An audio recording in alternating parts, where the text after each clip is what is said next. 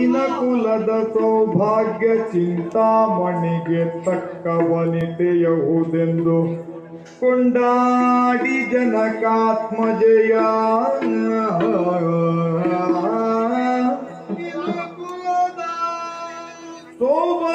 ಸೌಭಾಗ್ಯ ಚಿಂತಾಮಣಿಗೆ ತಕ್ಕ ವನಿತೆಯಹುದೆಂದು ಕೊಂಡಾಡಿ ಜನಕಾತ್ಮಜಯ ಕೊಂಡಾಡಿ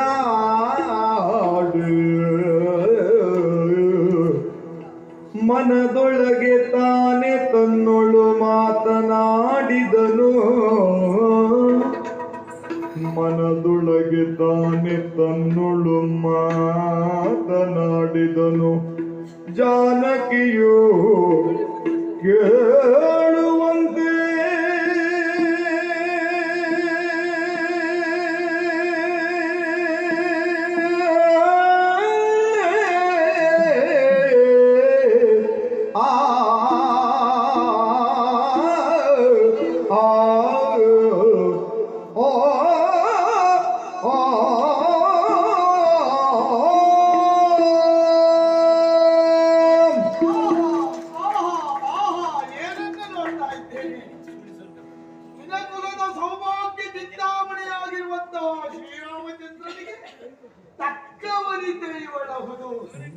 ದುಷ್ಟರಾದವರು ಪರಿಪರಿಯಾಗಿ ಬೀಡಲಿ ಕೊಟ್ಟರು ರಾಮ ಎಂಬ ಎರಡಕ್ಷರವನ್ನಲ್ಲದೆ ಮತ್ತೇನನ್ನೂ ಪಠಿಸದೇ ಇರುವಂತ ಪರಮ ಸಾತ್ವಿ ಮಣಿಯನ್ನ ಸತ್ಯಾಗ್ರಹದಲ್ಲಿ ಪಟ್ಟೋದರಿಯಿಂದ ಕಟ್ಟು ದೇವಿಯನ್ನು ಭಾವಿಸಿ ಅಲ್ಲ ಸಲ್ಲದ ನುಡಿಗಳನ್ನಾಡಿದರಲ್ಲ ಹಾಗಾದ್ರೆ ಸ್ವಪ್ನ ವೃತ್ತಾಂತವನ್ನು ಸರಣೆ ಮತ್ತು ವಿಜೇತೆಯರು ಹೇಳಿದ್ದಾರೆ ಎಂಬಲ್ಲಿಗೆ ರಾಮನ ದೂತನಾಗಿರುವ ನಾನು ಇಲ್ಲಿ ಬಂದಿದ್ದೇನೆ ಎನ್ನುವುದರ ಕುರಿತಾಗಿ ನನ್ನ ಅಮ್ಮನಿಗೆ ಮನವರಿಕೆಯಾಗಬೇಕು ಅಂತ ಆದ್ರೆ ಶ್ರೀರಾಮನ ಕುರಿತಾಗಿ ನಾನು ಹೇಳಲೇಬೇಕು. ಹೇಳ್ತೇನೆ, ಸ್ತುತಿ ಮಾಡ್ತೇನೆ. ರಾಮಂ ಶ್ಯಾಮಾವಿರಾಮಂ ರವಿಶಶಿ ನಯನಂ ಕೋಟಿ ಸೂರ್ಯ ಪ್ರಕಾಶಂ ದಿವ್ಯಂ ದಿವ್ಯಾಸ್ತ್ರಪಾಣಿಂ ಶರಮುಖ ಶರದಿಂ ಚಾರುಕೋದಂಡ ಹಸ್ತಂ ಕಾಲಂ ಕಾಲಾಗ್ನಿರುದ್ಧಂ ತ್ರಿಪುರದಹನಂ ವಿಘ್ನ ವಿಚ್ಛೇದ ದಕ್ಷಂ ಭೀಮಂ ಭೀಮಟ್ಟಹಾಸಂ ಸಕಲ ಭಯಹರಂ ಶ್ರೀರಾಮಚಂದ್ರಂ ಭಜೇಹಂ. ನನಗರ ತಾಂಬಕಿ ಶ್ರೀರಾಮಚಂದ್ರನು ಎನ್ನನ್ನು ಕಳುಹಿಸಲೋಸಗ ನಾನಿಲ್ಲಿಗೆ ಬಂದಿದ್ದೇನೆ. ದಶರಥಾತ್ಮಜ ರಾಮ ರಾಮ ರಾಮ ರಾಮ ಮರಗುಂಬಿನೊಳಿಂತೆಂದ ಸಿರಿವಾಕ್ಯಮಂ ಕೇಳು ಸೀತೆ ಮೊಗನೆಗ ಹುತ್ತೋ ದುರುಳರ ಮಾಯಕವೆಂದೆನುತ್ತಿರಿ ದುರುಳರ ಮಾಯಕವೆಂದೆನುತ್ತಿರಿ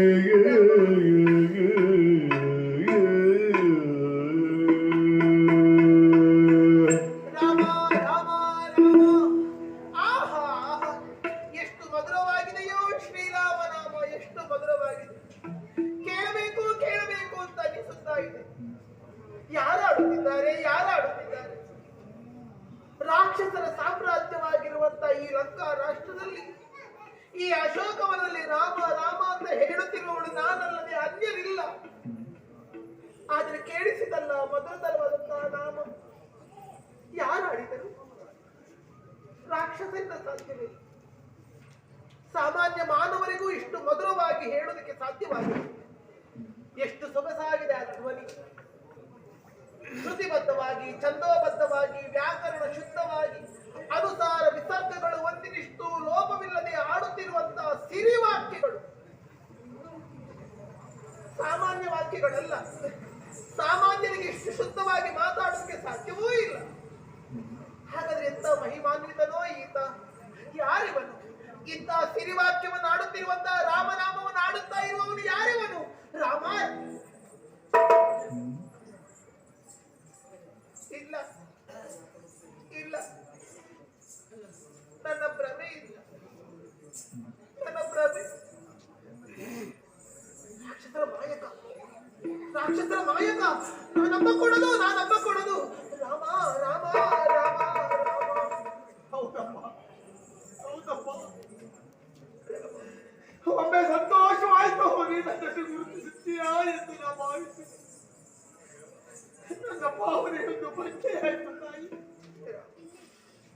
ರಕ್ಷಸರಿಂದಲೇ ಕೂಡಿರುವಂತಹ ಈ ಅಶೋಕವನದಲ್ಲಿ ಯಾರೋ ಮಾಯಕದಿಂದ ನುಡಿದಿದ್ದಾರೆ ಎಂದು ತಿಳಿಯುವುದು ಸಹಜ. ಹಾಗಾದ್ರೆ ಇಲ್ಲಿಯೇ ನಿಂತುಕೊಂಡ್ರೆ ಕಾರ್ಯ ಆಗ್ತದ. ಆದ್ದರಿಂದ ಮರವಿಳಿದಾಗ ಹನುಮ ಮರವಿಳಿದಾಗ ಹನುಮ ಕೊಯ್ ಮುಗಿದೆಂದ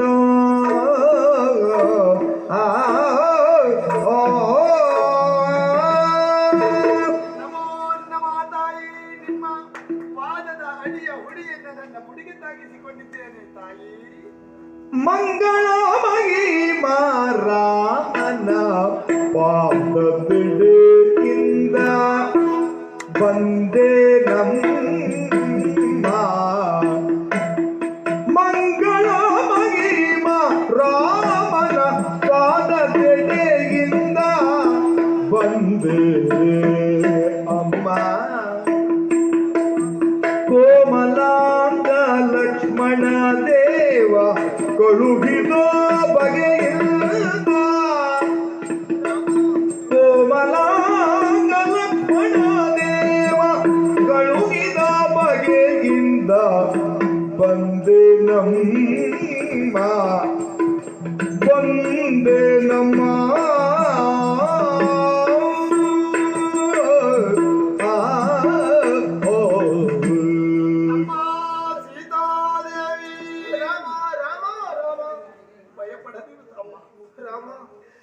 ಯಾವಾತನ ಹೆಸರನ್ನು ಹೇಳಿದರೆ ಹುದುಗಿರುವ ಪಾಪಗಳೆಲ್ಲವೂ ಹೋಗಲ್ಪಡ್ತದೆಯೋ ರಾಮ. ರಾ ಎಂದ ಮಾತ್ರಕ್ಕೆ ಮನದೊಳಗಿರುವ ಪಾಪಗಳೆಲ್ಲವೂ ಹೊರದೂಡಲ್ಪಟ್ಟು ಮಾ ಎನ್ನುವ ಮಾತ್ರಕ್ಕೆ ಪುನಃ ಪಾಪಗಳು ಬಾರದಂತೆ ತಡೆ ಹಾಕಲ್ಪಟ್ಟದಂತಹ ರಾಮ ಮಂತ್ರಕ್ಕೆ ಪೂರಕನಾಗಿ ಬಂದಿರುವಂತಹ ಶ್ರೀರಾಮಚಂದ್ರನ ಪಾದದೆಡೆಯಿಂದ ಬಂದೆ ನಮ್ಮ. ಹಾಗಾದ್ರೆ ಬಂದಂತವ ನಾನು ಯಾರು? ನನ್ನನ್ನು ಮರುತ ಸಂಜಾತ ಮಾರುತಿ ಎಂದು ಕರೆಯುತ್ತಿದ್ದಾರೆ.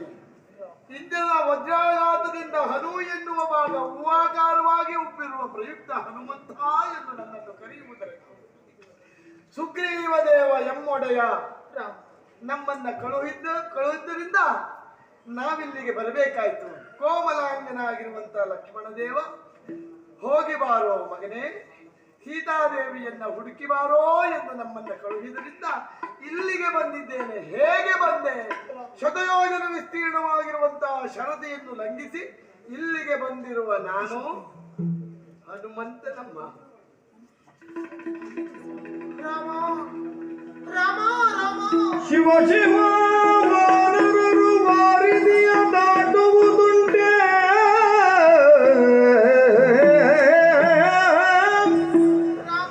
ಶಿವ ಶಿವ ವಾನರರು ವಾರಿದಿಯ ದಾಟುವುದುಂಟೆ.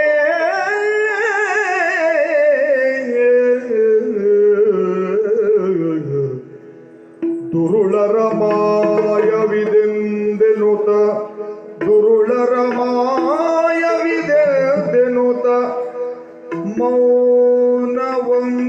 ಮೌನವಂತಾಳ್ದಿರಲು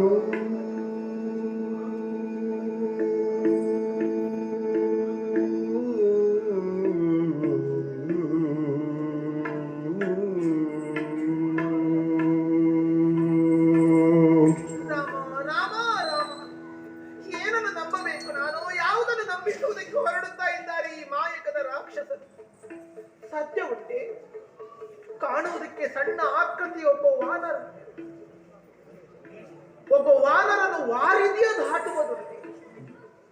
ಅದರಲ್ಲಿ ಶತಯೋಜನ ವಿಸ್ತೀರ್ಣವಾಗಿರುವಂತಹ ಸಾಗರವನ್ನು ಲಂಘಿಸುವುದು ಸುಲಭ ಸಾಧ್ಯವಾಗಿದೆ.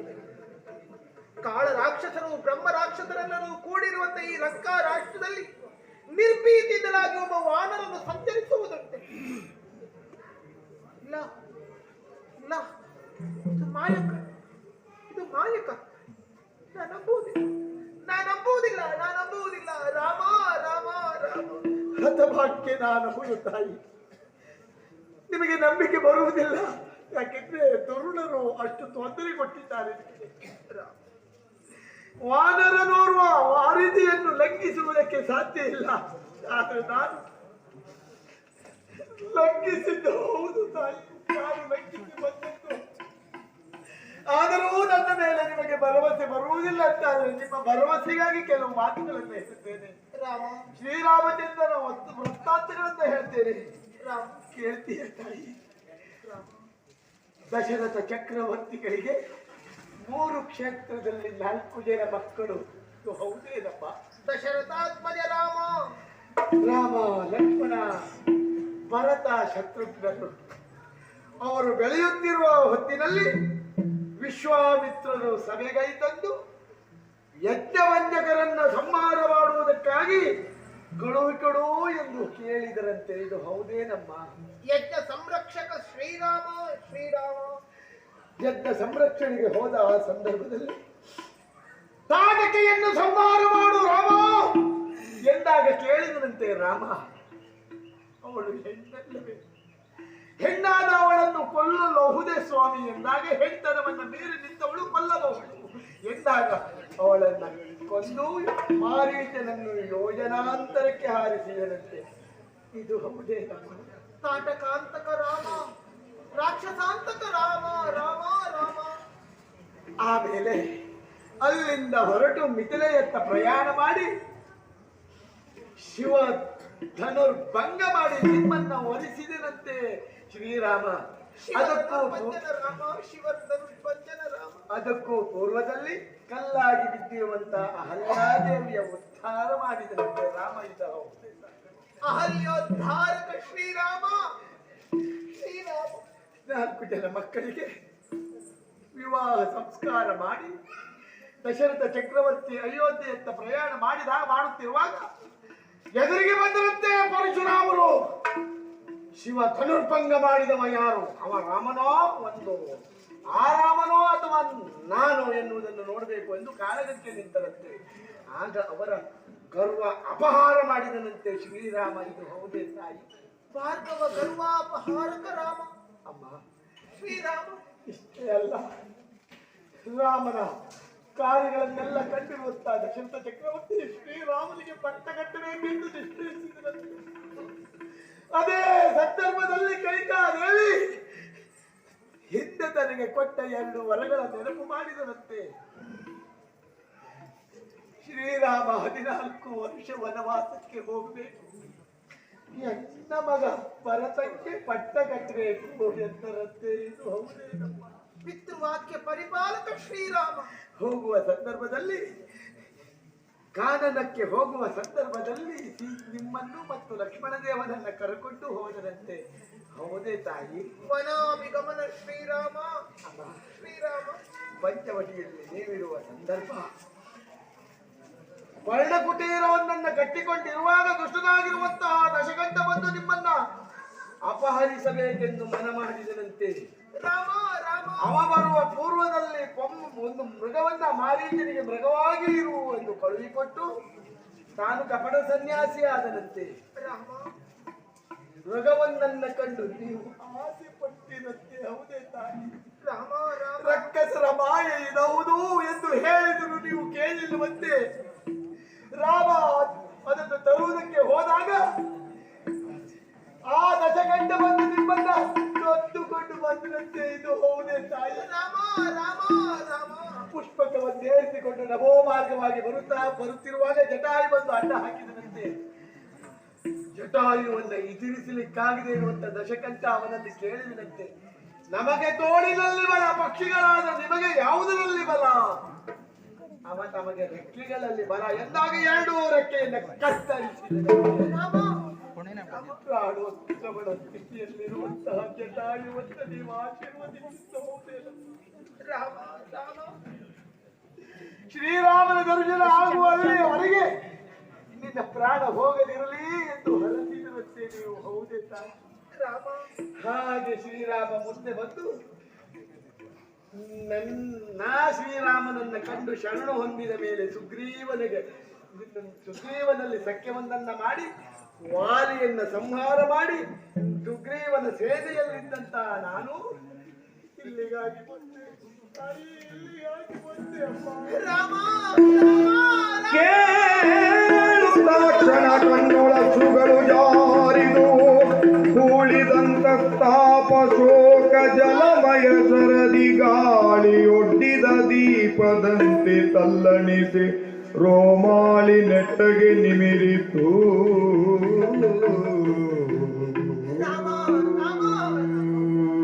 ರಾಮ ಏಸು ಮೊದಲು ನಿನ್ನ ಕಥಾಗಾನ, ಏಸು ಮೊದಲು ಕೇಳಿದೆ. ಅಯೋಧ್ಯೆಯ ಸೂರ್ಯ ವಂಶೀಯರ ವೃತ್ತಾಂತಗಳನ್ನು ನಾನು ಈತನಿಂದ ಕೇಳಿದೆ. ಅಷ್ಟು ಸತ್ಯವೇ ಕೇಳುತ್ತಾ ಇರುವಾಗ ರೋಮಹರ್ಷಿತನಾಗುತ್ತಿದ್ದೇನೆ, ರೋಮಾಂಚನವಾಗುತ್ತಿದೆ. ಆಹಾ, ಯಾರಿವನಿಗೆ ತಿಳಿಸಿದವನು? ಅಯೋಧ್ಯೆಯ ಆಗು ಹೋಗುಗಳನ್ನು ಈತ ಹೇಗೆ ಬಲ್ಲ? ಹಾಗಾದ್ರೆ ಇವನು ಲಂಕೆಯವನಲ್ಲ, ಲಂಕೆಯವರು ಇದನ್ನು ತಿಳಿಯುವುದಕ್ಕೆ ಸಾಧ್ಯವಿಲ್ಲ. ಹಾಗಾದ್ರೆ ನನ್ನವರ ಬಳಿಯಿಂದಲೇ ಇವ ಬಂದಿರುವ ಇಲ್ಲ.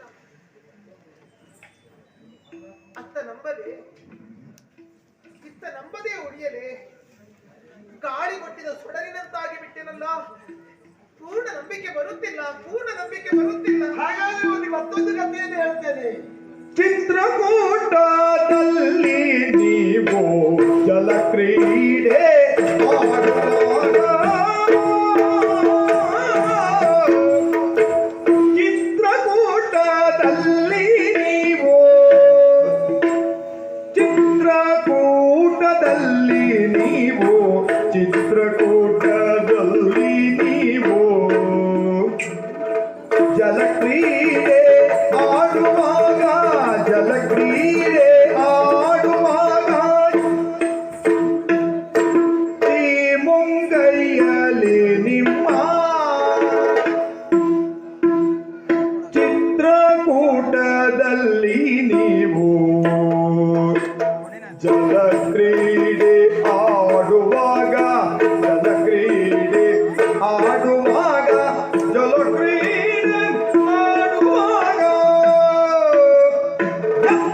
ಈ ಮುಂಗೈಯಲ್ಲಿ ನಿಮ್ಮ ಬಿಸಾಡಲು ಈ ಮುಂಗೈಯಲ್ಲಿ ನಿಮ್ಮ ಬಿಸಾಡಲು ಅತ್ತದ್ದು ಸರಿಯೇ ನಮ್ಮ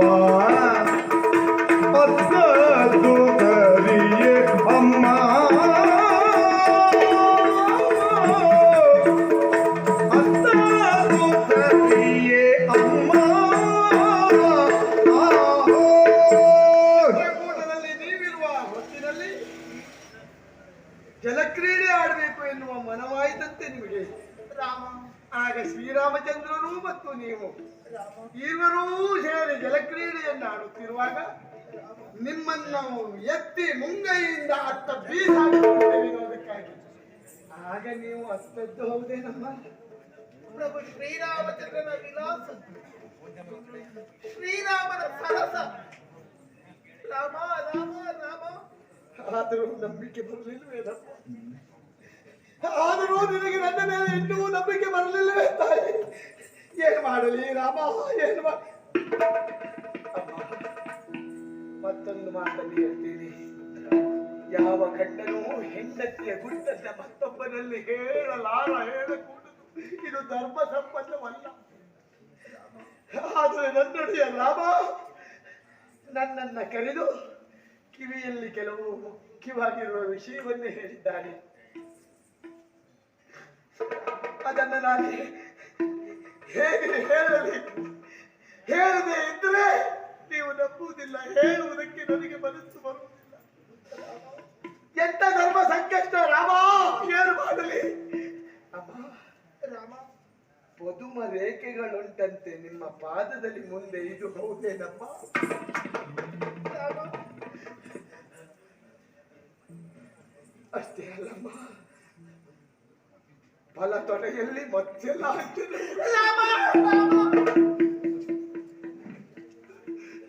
ನಿಮಗೆ ನೋವಾಗ್ತದೆ ನನಗೆ ಗೊತ್ತುಂಟು. ಆದರೆ ಹೇಳದೆ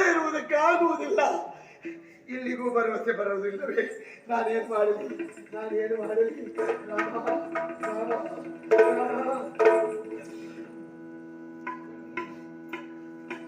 ಅಂಗನೆ ಕೇಳಿ ಮಾತೆಲ್ಲ ಸುಳ್ಳಾದರೆ, ಅಂಗನೆ ಕೇಳಿ ಮಾತೆಲ್ಲ ಸುಳ್ಳಾದರೆ, ಮಂಗಳಮಾಗಿ ಮರ ಮರ ಕಿರುಬೆರಳಿಗಿಟ್ಟುಂಗೂರ ಬಗುವಿ ನೋಡು, ಕಿರುಬೆರಳಿಗಿಟ್ಟುಂಗೂರ ಬಗುವಿ ನೋಡು ನೋಡು.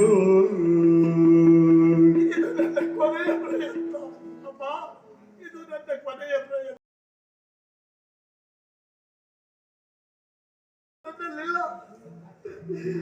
ಇದು ನಾ ಹೊರಡುವ ಆ ಸಂದರ್ಭದಲ್ಲಿ ನನ್ನೊಡೆಯ ರಾಮ ಮುದ್ರಿಕೆಯೊಂದನ್ನ ಇತ್ತ ತನ್ನ ಕಿರುಬೆರಳಿನಲ್ಲಿರುವಂತಹ ಮುದ್ರಿಕೆ ಕಂಡಾದರೂ ನಾನು ರಾಮನ ಕಡೆಯುವ ಎನ್ನುವುದನ್ನು ನೀ ತಿಳಿದ ಭಾಗ್ಯ ತಾಯಿ.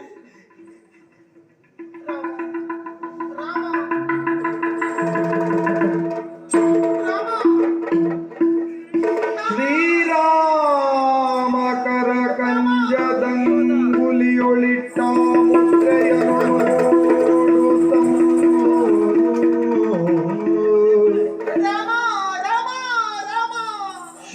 ಶ್ರೀರಾಮಕರ ಕಂಜದಂಗುಲಿಯೊಳಿಟ್ಟ ಮುದ್ರೆಯಂ ನೋಡುತ್ತಂ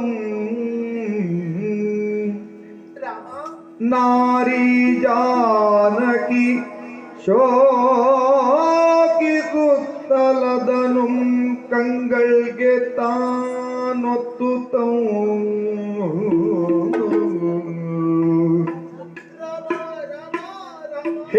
ಹೇರಳಾಕೃತಿ ಶೋಕ ಬಿಂದು ಜಲಗಳ ಸರ್ವಾಂಗಮಂ ಲೇಪಿಸಲು, ಹೇರಳಾಕೃತಿ ಶೋಕ ಬಿಂದು ಜಲಗಳ ಸರ್ವಾಂಗಮಂ ಲೇಪಿಸಲ್ ಕಾರುಣ್ಯಾಂಬುದಿ ರಾಮ,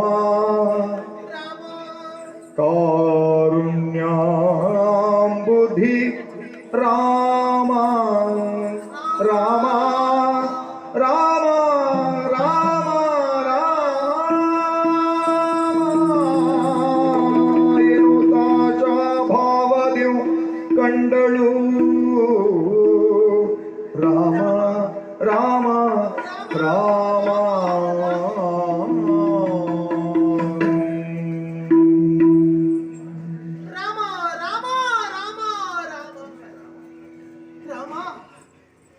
ಏನನ್ನು ಕಾಣುತ್ತಿದ್ದೇನೆ? ಬೆರಳ ಮುದ್ರಿಕೆ ಎಲ್ಲ ಇದು. ನನ್ನ ಸ್ವಾಮಿಯ ಬೆರಳಲ್ಲಿರುವಂತಹ ಕೇವಲ ಮುದ್ರಿಕೆ ಎಲ್ಲ ಇದು. ಇದರಲ್ಲಿ ನನ್ನೊಡೆಯನಾಗಿರುವಂತಹ ಶ್ರೀರಾಮಚಂದ್ರನನ್ನೇ ನಾನು ಕಾಣುತ್ತಾ ಇದ್ದೇನೆ. ರಾಮ ರಾಮ ರಾಮ ರಾಮ. ಎಷ್ಟು ಕಾಲವಾಯಿತು ಸ್ವಾಮಿ ನಿಮ್ಮನ್ನು ನಾನು ಅಗಲಿತ್ತು. ಅಲ್ಲಿಂದ ಇಲ್ಲಿಯ ತನಕ ನಿಮ್ಮ ಮುಖದರ್ಶನ ನನಗಾದುದಿಲ್ಲ. ಅಷ್ಟು ಹತಭಾಗ್ಯಳು ನಾನಾಗಿದ್ದೆ. ಆದರೆ ಇನ್ನು ನನ್ನ ಕೈಯನ್ನು ಬಂದು ಸೇರಿದಿರ ಪ್ರಭುವೆ. ಆದರೆ ಈ ಹತವಾಗಿನಿಯಾಗಿರುವಂತಹ ಸೀತೆಗೆ ಇಲ್ಲೂ ಮುಖದರ್ಶನವಾಗುತ್ತಿಲ್ಲ. ಕಾರಣ ನಾನು ಅವತ್ತು ಗೋದಾವರಿ ತೀರದಲ್ಲಿ ಪಂಚವಟಿಯಲ್ಲಿ ಹಠ ಹಿಡಿದು ಚಿನ್ನದ ಜಿಂಕೆಗೋಸ್ಕರವಾಗಿ ನಿಮ್ಮನ್ನು ಪೀಡಿಸಿ ನಾ ಕಳಿಸಿದೆ.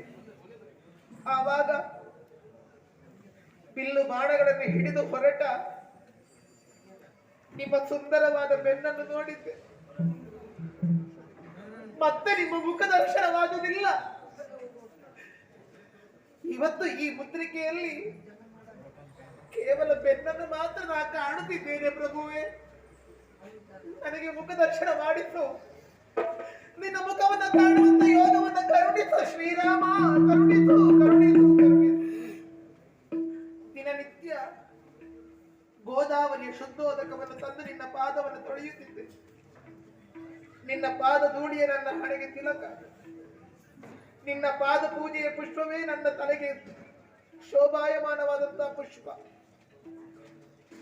ನೀ ಉಂಡು ಬಿಟ್ಟ ಉಚ್ಚಿಷ್ಟವೇ ನನಗೆ ಆಹಾರ.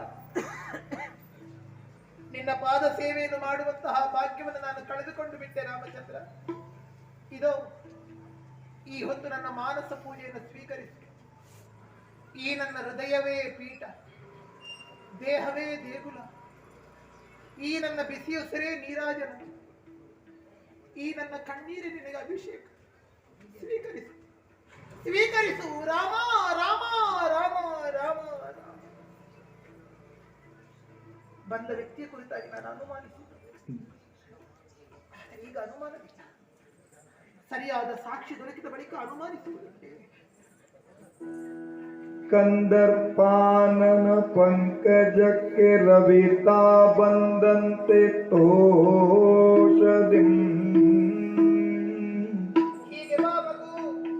ಮುಂದಾರಾಮನ ಕ್ಷೇಮವಾರ್ತೆಗಳನ್ನು ಕೇಳುತ್ತಾ ನಿಂದಿದ್ದಳು.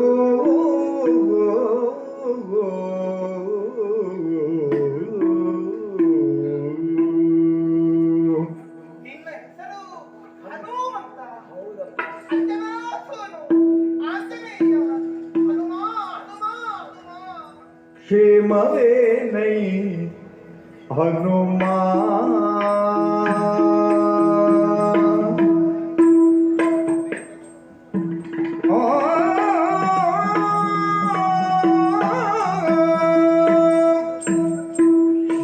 ಕ್ಷೇಮವೇನೈ ಹನುಮ ನಮ್ಮವರಿಗೆ ಕ್ಷೇಮವೇನೈ ಹನುಮ ನಮ್ಮವರಿಗೆ ಕ್ಷೇಮವೇನೈ ಹನುಮ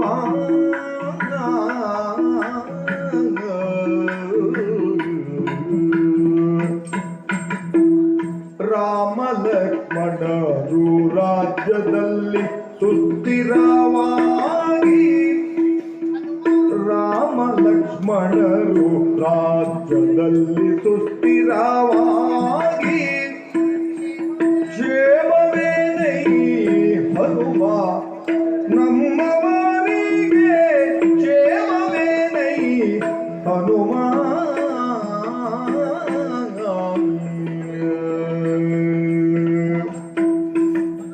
ಮದನ ನಂಗವ ಪೋಲ್ವ ರಾಮ ಮದನ ನಂಗವ ಪೋಲ್ವ ರಾಮ ಬಲು ಚದುರ ಲಕ್ಷ್ಮಣನು ನಿಸ್ಸೀಮ ಬಲು ಚದುರ ಲಕ್ಷ್ಮಣನು ನಿಸ್ಸೀಮ ಮೊದಲಿನಂಗದ ಕಾಂತಿ ಕಳವಳಿಸದೆ ಮತ್ತೆ ಮೊದಲಿನಂಗದ ಕಾಂತಿ ಕಳವಳಿಸದೆ ಮತ್ತೆ ಎದೆಗುಂದಲಿಲ್ಲವಲ್ಲ ತಮ್ಮಳು ಮೋಗ ಅದು ಕುಂದಲಿಲ್ಲವಲ್ಲ ತಮ್ಮಳು ಮೋಗವದು ಕುಂದಲಿಲ್ಲವಲ್ಲ ನೀ ಬರುವ ದಿನದೊಳೆಂತಿದ್ದರೆಲ್ಲ ನೀ ಬರುವ ದಿನದೊಳು ಎಂತಿದ್ದರೆಲ್ಲ ಕ್ಷೇಮವೇನೈ ಹನುಮ ನಮ್ಮವರಿಗೆ ಕ್ಷೇಮವೇನೈ ಹನುಮ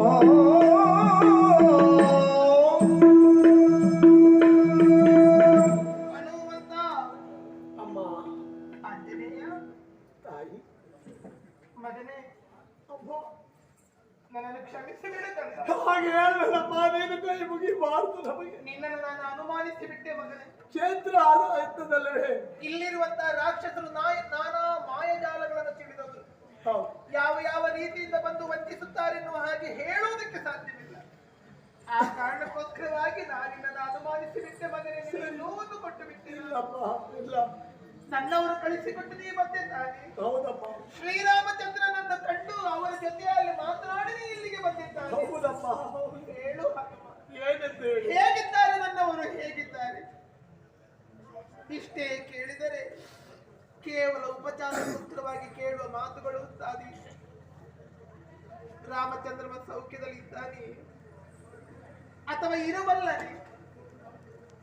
ನಾನು ನಂಬುವುದಿಲ್ಲ. ರಾಮನ ನಗಲಿರುವಂತಹ ಸೀತೆಯಾದರೂ ಬದುಕಿರಬಲ್ಲಳು.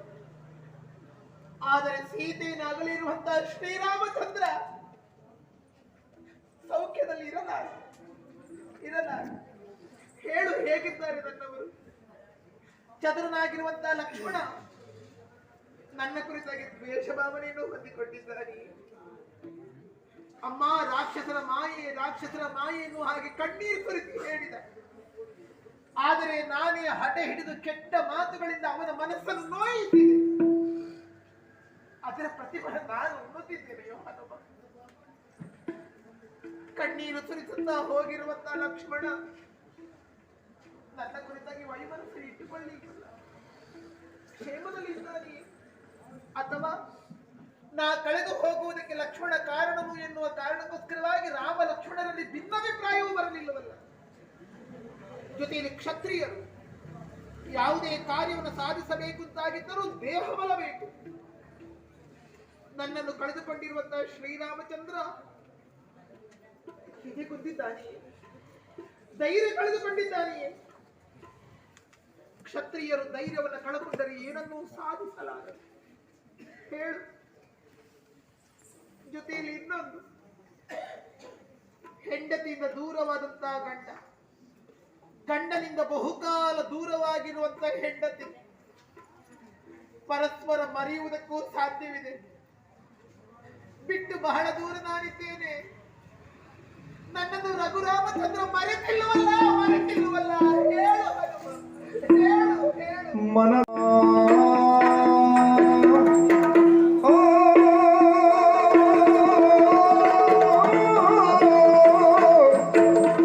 ಮನದ ನೀನೆಂದು ನಮ್ಮ ಯಾವಾಗಲೂ ನೆನೆದುವ ಗುಣದಿ ನಿಮ್ಮ ಯಾವಾಗಲೂ ನೆನೆಸುವ ಗುಣದಿ ನಿಮ್ಮ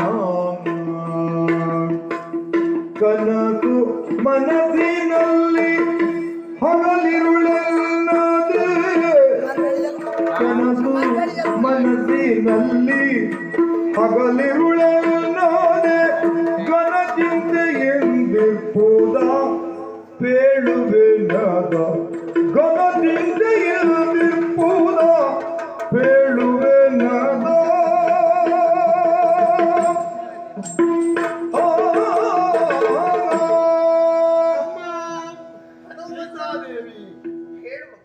ಏನೆಂದು ಹೇಳಲಿದ್ದಾರೆ? ಶ್ರೀರಾಮನ ಮನಸ್ಸು ಹದಗೆಟ್ಟಿದೆ ತಾಯಿ. ನಿಮ್ಮನ್ನು ಕಳೆದುಕೊಂಡು ಅಂದಿನಿಂದ ಇಂದಿನವರೆಗೂ ರಾಮ ಸುರಕ್ಷಿತವಾಗಿಲ್ಲ. ಯಾವುದೇ ಮರವನ್ನು ಕಂಡರೂ ನಿಮ್ಮನ್ನೇ ನೆನಪು ಮಾಡ್ತಾನೆ. ಯಾವ ನದಿಯಲ್ಲಿ ಇಳಿದರೂ ನಿಮ್ಮ ಬಿಂಬವನ್ನೇ ಕಾಣ್ತದೆ ಅಂತ ಹೇಳ್ತಾನೆ. ಸುಂದರ ಆ ಕಾಯ ಎನ್ನುವಂಥದ್ದು ಸ್ವರಗಿ ಸುರುಟಿ ಹೋಗಿದೆಯಪ್ಪ. ರಾಮ ಈಗನ ಚಿಂತೆಯಲ್ಲಿದ್ದಾನೆ. ಅವನು ಏನು ಹೇಳಲಿ. ಅಷ್ಟೇ ಅಲ್ಲ ಲಕ್ಷ್ಮಣ ದೇವ, ನಿಮ್ಮನ್ನ ನೀವಾಡಿರುವ ನುಡಿಯನ್ನೆಲ್ಲ ಮರೆತು ನನ್ನ ತಾಯಿಯನ್ನು ಕರೆದುಕೊಂಡು ಹುಡುಕಿಕೊಂಡು ಬಾನು ಎಂದು ನನ್ನನ್ನು ಕಳುಹಿದ್ದಾನೆ. ಅಮ್ಮ, ಕಳುಹಿದ್ದಾನೆ. ಶ್ರೀರಾಮಚಂದ್ರ ಯಾವತ್ತೂ ನಿಮ್ಮನ್ನು ಮರೆಯಲಿಕ್ಕಿಲ್ಲ ತಾಯಿ. ನನ್ನನ್ನು ಅರಸುವುದಕ್ಕೋಸ್ಕರವಾಗಿ ದಿಕ್ಕುಗಳಿಗೆ ನಾವೆಲ್ಲರೂ ಹೊರಟಿದ್ದೇವೆ. ಬಹುಕಾಲಗಳಿಂದ ಅರಸುತ್ತಾ ಇದ್ದೀರಿ. ಎಷ್ಟು ಕಾಲವಾಯಿತು? ಯಾಕೆ ಅವಸರ? ಉಳಿಯಬಹುದಲ್ಲ ರಾಮಚರಣನೇ ಆಡುತ್ತಾ. ಅಮ್ಮ, ಇಲ್ಲಿಗೆ 1 ತಿಂಗಳ ಅವಧಿ ನಮಗೆ ನೀಡಿದ್ದು. 1 ತಿಂಗಳ ಅವಧಿಯಲ್ಲಿ 29 ದಿವಸ ಗತಿಸಿದೆ. ಇನ್ನು ಉಳಿಯಿತು 1 ದಿವಸ. ಅಷ್ಟರೊಳಗೆ ನಾವು ಹೋಗಿ ಹೇಳಬೇಕು. ಸುಗ್ರೀವಾಜ್ಞೆಯಾಗಿದೆ. ನಮ್ಮ ನಾಲಿಗೆಯನ್ನು ಕತ್ತರಿಸ್ತೇನೆ, ಬಾಲ ಕತ್ತರಿಸ್ತೇನೆ ಎಂದು ನಮ್ಮ ಒಡೆಯನಾಜ್ಞೆ. ಅಷ್ಟರ ಒಳಗಾಗಿ ನಾನು ಅಲ್ಲಿ ಹೋಗಬೇಕು. ಆದ್ದರಿಂದ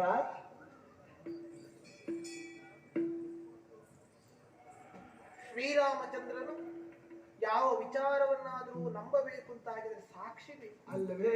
ಸಾಕ್ಷಿ ಇಲ್ಲದೆ ಯಾವುದನ್ನು ಒಪ್ಪುವನಲ್ಲ. ಸೂರ್ಯವಂಶೀಯರೇ ಹಾಗೆ, ಸಾಕ್ಷಿ ಇಲ್ಲದೆ ಒಪ್ಪುವುದಿಲ್ಲ. ಅದವರಿಗೆ ಗುಣ.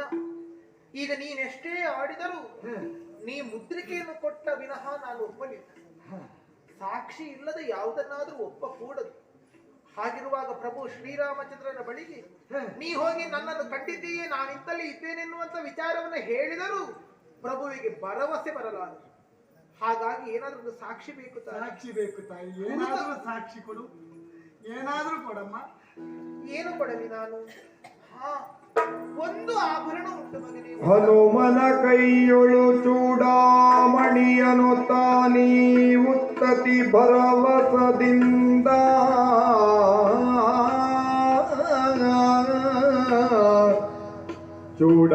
ಚೂಡಾಮಣಿಯನು ತಾನೀ ಉತ್ತತಿ ಭರವಸದಿಂದ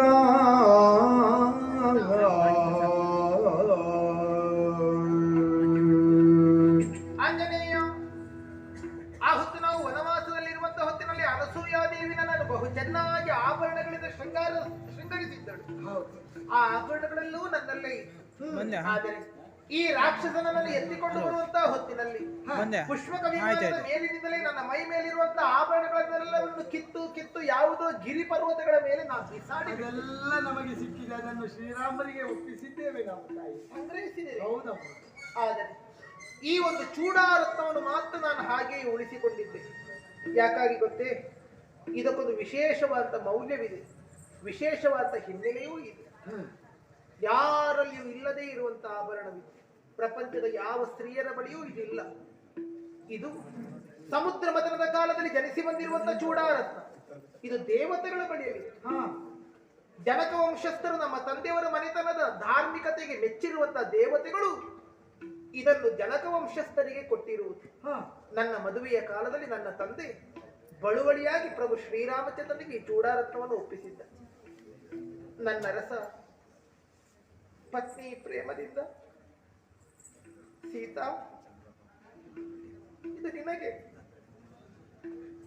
ನನ್ನ ತಲೆಗೆ ಮುಡಿಸಿದ್ದ ಶ್ರೀರಾಮ. ಆ ನೆನಪಿಗೋಸ್ಕರವಾಗಿ ಇರಿಸಿಕೊಂಡಿದ್ದೆ. ಶ್ರೀರಾಮಚಂದ್ರನ ಕೈಯಿಂದ ಬಂದಿರುವಂತ ಈ ಚೂಡಾರತ್ನ, ಈ ಚೂಡಾಮಣಿಯ ನೆನಪು ನನ್ನವರಿಗೆ ಚೆನ್ನಾಗಿ. ಆದ್ದರಿಂದ ಇದನ್ನೇ ಕೊಡು. ನನ್ನ ರಸ ಖಂಡಿತವಾಗಿ ಇದನ್ನು ಒಪ್ಪುತ್ತಾನೆ, ನಂಬುತ್ತಾನೆ. ಆಂಜನೇಯ, ಆಂಜನೇಯ, ಎಷ್ಟು ದಿನ ಬೇಕು ಹೇಳು? ಎಷ್ಟು ದಿನ ಬೇಕು? ಏಸು ದಿನ ಬೇಕೆನ್ನ ಪ್ರಾಣೇಶನ ಕಾಂಬುದಗಿನ್ನೋ, ಏಸು ದಿನ ಬೇಕೆನ್ನ ಪ್ರಾಣೇಶನ ಕಾಂಬು